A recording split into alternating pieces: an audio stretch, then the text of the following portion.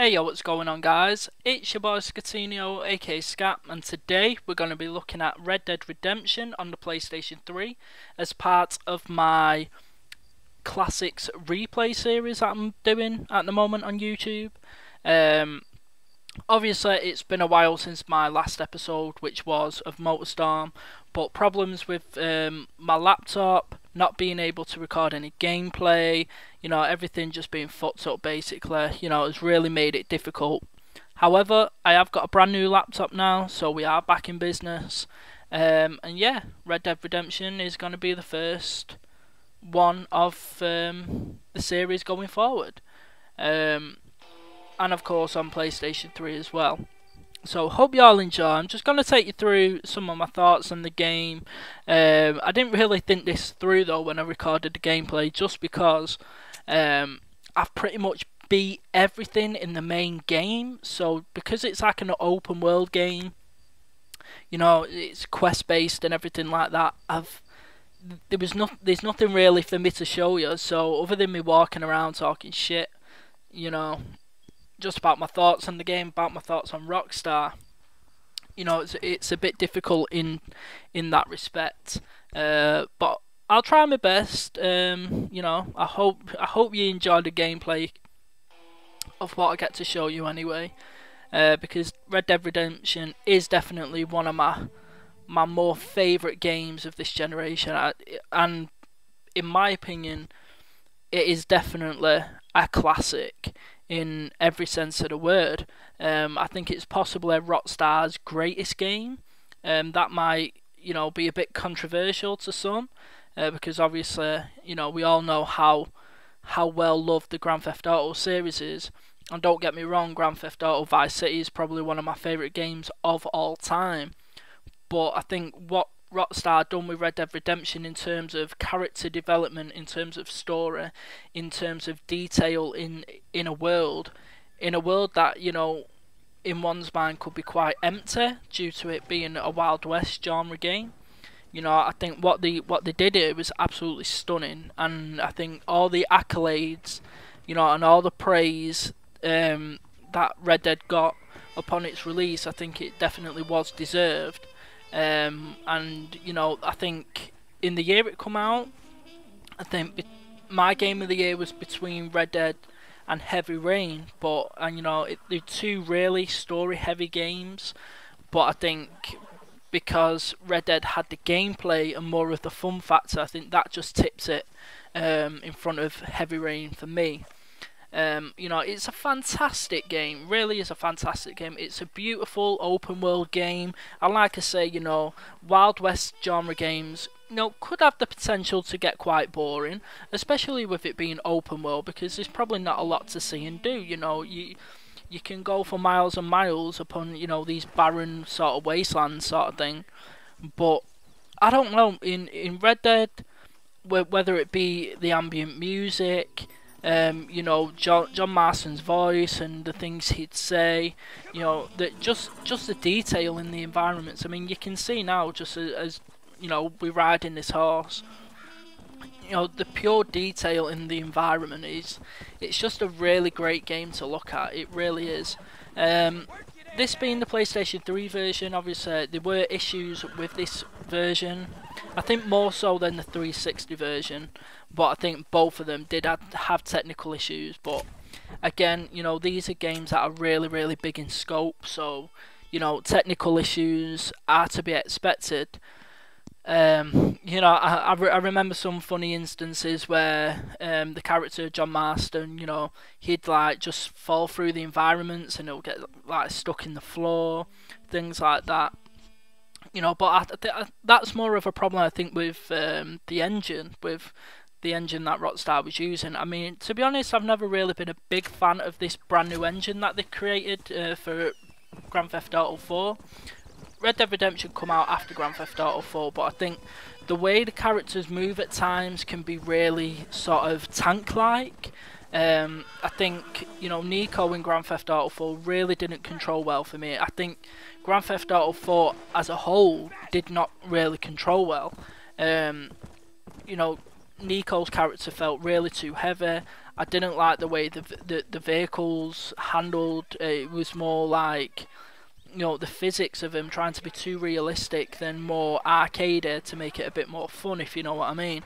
Whereas, you know, Grand Theft Auto for me, if you're talking about Grand Theft Auto, you're talking about stealing cars and, you know, speed and, you know, that kind of things. But I think what the engine done to that, it kind of spoiled that fun factor a bit. It's not really much of an issue in Red Dead Redemption because obviously you've not got these close quarters type streets, you know, where races and things go on. You know, you've got these big open environments, and more often than not you're riding a horse, you're not driving a car or like a motorbike or anything like that. So, you know, control wise, Red Dead Redemption actually gets a pass this time around. But then again, it's not perfect by any means. I mean, John Marston still controls quite tank-like at times. He will like bump into doors when you don't mean for him to bump into doors and shit like that. But you know, overall, the controls work, and as long as they work, then, you know, despite a few frustrations, you know, you can't really complain that much. And so, like, obviously, as well, in terms of the story, I think what I was saying before, you know, the character development, I think this is probably one of the few open world games that I've played where I really was interested in the characters, and I was really drawn into the characters' story. I really was with John Marston. I mean, John Marston seems like a really good guy. Obviously, you know, trying to keep himself clean, sort of thing, trying to keep, you know, his family safe from the bad people out there. You know, it's something that we all do, and we can all like relate to John Marston, I think, which is why I believe he is a really good character that Rockstar created. And I think the ending of Red Dead Redemption was, even though it was quite, oh my god, it really was an oh shit moment, I can't believe they've done that, you know, did that really happen? I think it was a very fitting ending to the story. I really think that, and I think it's one of the better endings to a game that I've seen in recent times, and definitely one of the better endings to an open world game that I've seen in recent times. Because, you know, really, how do you end an open world game? You know, because one of the best things about these sandbox type games is the fact that you can beat the story, and then you can go back and you know, just explore the world at your leisure, clean up on side quests, you know, and collectibles and things like that. But I think the way that Rockstar did it in Red Dead Redemption was just a real sort of genius way. And I'm not going into it what actually happened in the ending, but I think for people who've played it and played it through to the end, I think you know what I mean. So yeah, Rockstar definitely need to be commended on that.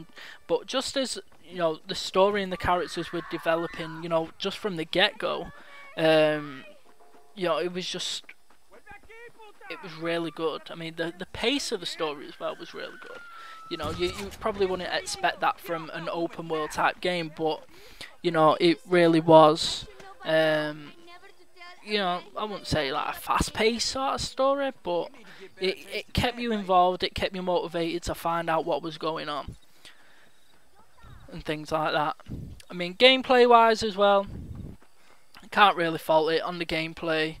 Shooting mechanics, I mean, well, to be honest, one of the things I found interesting, or one of the things I didn't really like on the PS3 version, is obviously, to me, I prefer L1 to aim a gun and R1 to shoot, whereas in Red Dead Redemption it was L2 to aim, R2 to shoot, and for some odd reason there wasn't any sort of way to actually switch them controls, which I found really odd.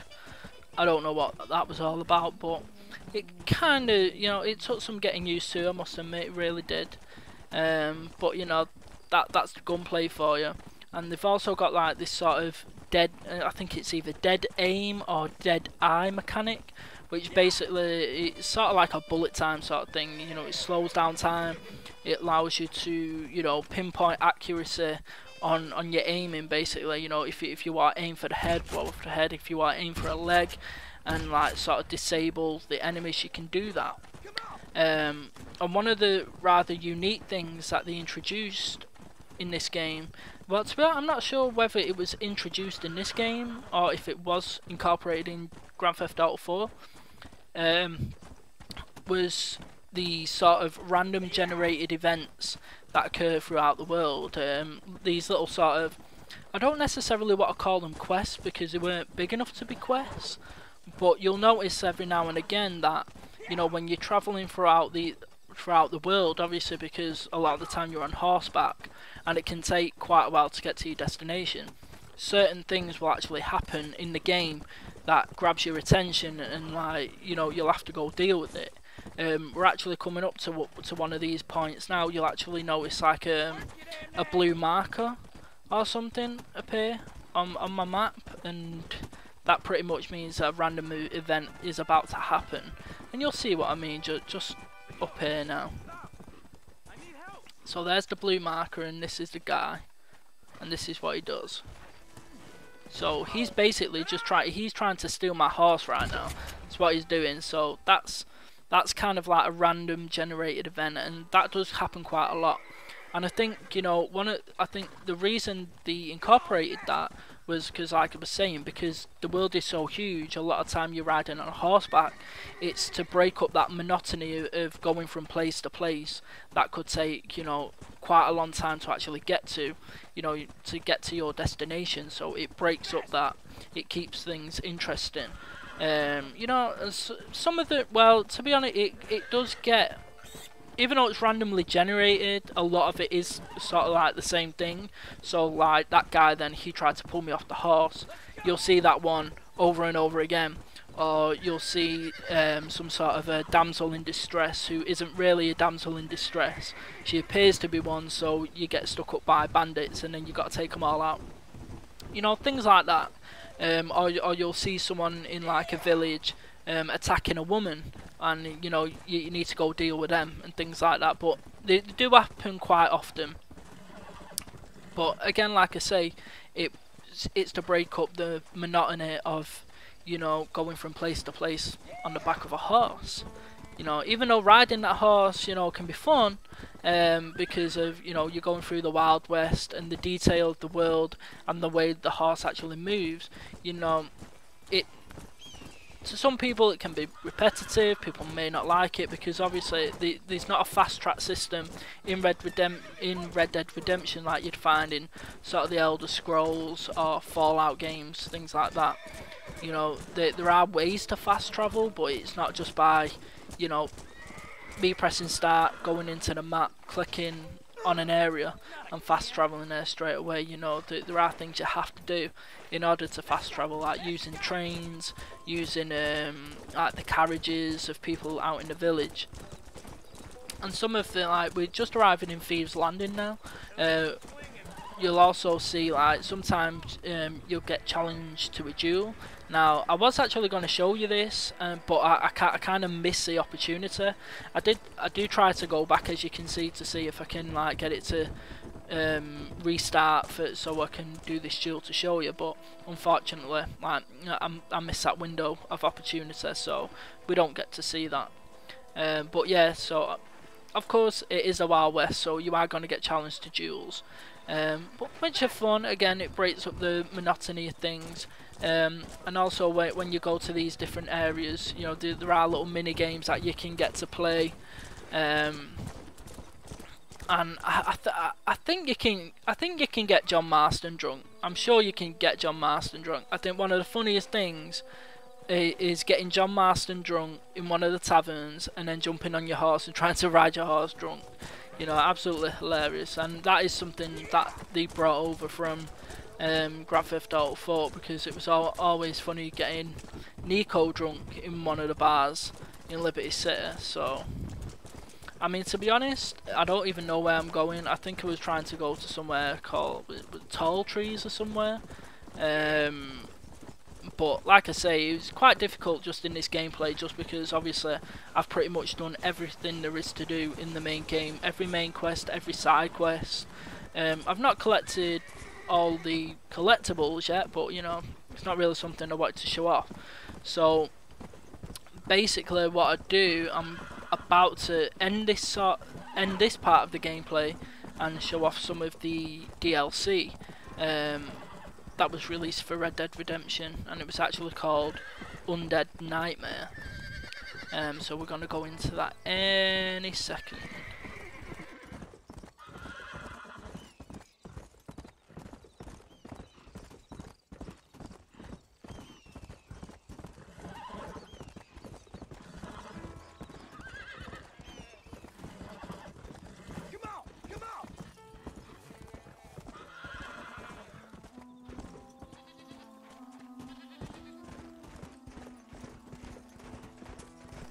Beautiful sunset though. So yeah, so we're gonna quit out the game. Oh no. I forgot. Before I quit out of this game and show off Undead Nightmare, there was a reason why I was heading up to this place, and that's because I liked like the snow on the ground, but also there is bears. Because one of the good things about Red Dead Redemption is you can actually go hunting in the game. There's all sorts of creatures you can go hunting, or hunting for. You know, you can skin them. You know, sell off the skin for money and things. But I actually get attacked by 2 bears here. I kind of get like gangbanged by these 2 bears, and I do actually end up dying. I mean, these bears take some licks to the face. I mean, look how many shots he gets to the face, and you can't take him down, and it just pounds me. And fucking knocks me down, stands on me, and fucking kills me. You know, absolutely ridiculous. But that's where I decide to call it a day and show off the Undead Nightmare DLC, which is probably one of the finest DLCs around. Definitely, it's probably one of my favourite DLCs that I've been able to play. One of the best DLCs that I've actually paid for. You know, it was actually worth the time, worth the money. So I think if you haven't played Red Dead Redemption, or if you have played it but you never bother picking up the DLC, then you know, I'd implore you to actually go pick up this DLC because it is fantastic and worth every bit of the money.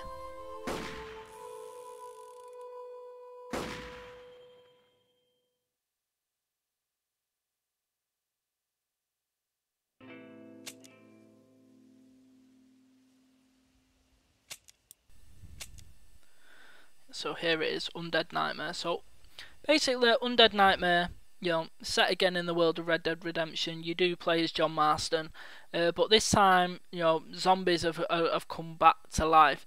I can't exactly remember the reason why the zombies have come back, and I know it. I'm sure it's kind of explained at the beginning of the DLC. Something's happened or other, and now the zombies are coming back. And I think it was released around Halloween time of that same year. I'm sure that's the time it actually come out. And I remember one of the funniest things I noticed about the DLC was the dialogue.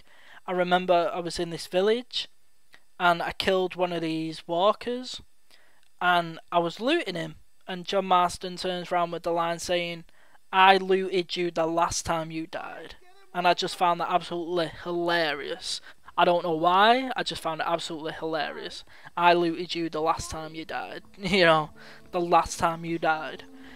So, I don't know, I found that funny, and it's one of the things that always kind of stuck with me about the DLC and about Red Dead Redemption, is that the writing, you know, can be so funny in places. It is top-notch writing all the time in like these Rockstar games. You know, they've really got some good writers on the team. Now, what this chick is asking us to do, Mother Superior, aka Maggie Smith, aka Sister Act Chick, she wants us to bring her one of the walkers, one of the zombies, one of the biters, as they are known in The Walking Dead. She wants us to bring us one because she's actually looking for a cure. Whether or not she can cure him remains to be seen. Whether or not she's going to be the chick to, you know, get rid of all these zombies remains to be seen. I don't think I ever got that far, in all honesty. But what we're going to do, we're going to go out, we're going to bring one of these zombies, see what she does with it. So I'm going to whistle for my horse, who somehow just runs right through a wall to come to my assistance. And doesn't take us long till we find when we actually come across a walker pretty quick. Just down here. There they go. So what we actually do with this walker, I think I kill this guy. I kill this guy, shoot him right in the head, blow his head off. Because we absolutely love gore. But then the other one, we lasso him. We keep him alive and we lasso him and we take him back to Mother Superior. So there's the one that we kill. But this is the one that we actually lasso. So we get our rope, hog tie him, hog tie his ass. Boom. There we go. So we get him hog tied.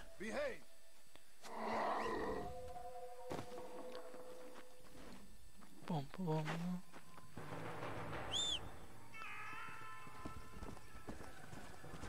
Pick him up. Hold still. Put him on the back of the horse and we'll go fetch him back to Mother Superior.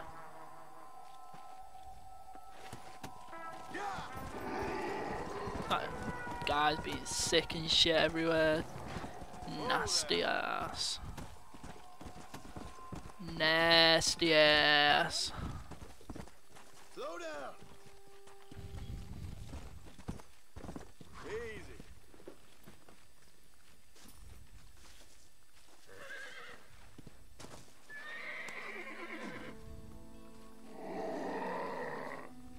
So we'll go send him to Mother Superior, let her check him out, see if there's anything she can do. And that's pretty much it, guys, for this video. You know, like I say, it was quite difficult doing the Red Dead Redemption because obviously I've already beat pretty much everything there is to beat, more so in the main game. So, you know, in terms of showing off some of the quests, obviously it's a bit difficult in that, but I hope you enjoyed the video anyway. You know, it was actually a lot of fun to actually go back to Red Dead and play some of it. It's been a while since I've actually played it, but you know, it's still a fantastic game. And I think if you've not played Red Dead Redemption before, I think you owe it to yourself to play it. Just because, and I say that because we're coming to the end of this generation now. You know, we all know that the next generation, the PlayStation 3, 360, they're not going to be backwards compatible. So now's your chance to play Red Dead Redemption. I know if you was in the UK and Europe, that a few months back we actually got it free on PlayStation Plus. Absolutely fantastic. You know, download it, play it. You know, it's cheap as chips now. If you've not played it before, go out, buy it, because this really is a classic in every sense of the word. I definitely think this is Rockstar's greatest game, greatest ever achievement. You know, so I think you all owe it to yourself to actually go out and play this game. I think you'll all enjoy it, especially if you're a fan of open world games. If you're a fan of Grand Theft Auto and you think it's Grand Theft Auto Cowboys, then, you know, just go play the game. Just play the game and see for yourself, because I guarantee that, you know, you'll probably enjoy it. You'll enjoy the shit out of the story. You'll enjoy the shit out of the characters. Me, I can't fault the game. You know, fantastic. I love it to bits. So hope you all enjoyed, guys. As always, you know, rate, comment, subscribe, and that's it from me. I'm your boy Scatino, and I'm out. Peace.